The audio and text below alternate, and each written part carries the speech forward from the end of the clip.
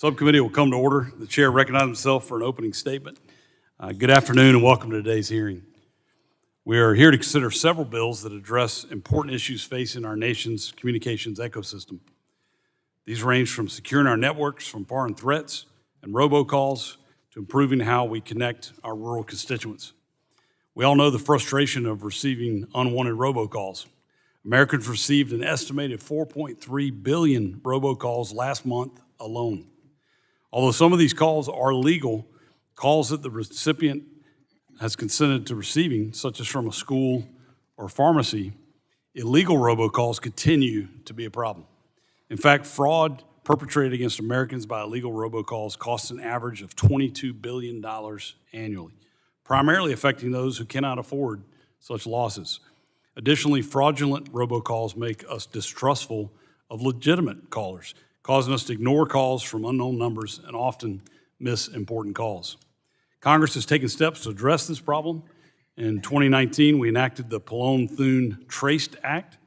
This law took important steps to reduce illegal robocalls by requiring providers to implement call authentication, increase fines for intentional violations of the Telephone Consumer Protection Act, authorize tracebook efforts, and established a federal interagency working group to combat illegal robocalls.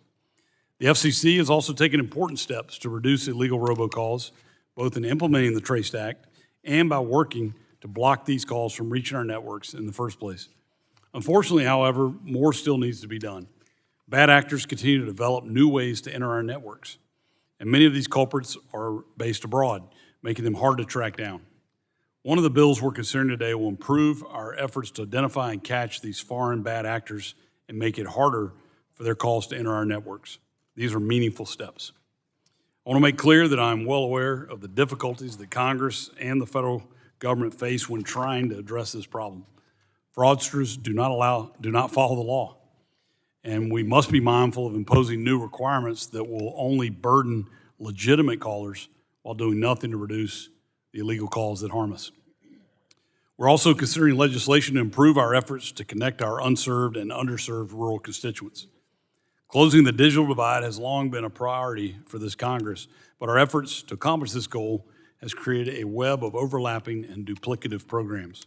In 2022, the Government Accountability Office found that the federal government runs over 130 broadband programs across 15 different agencies.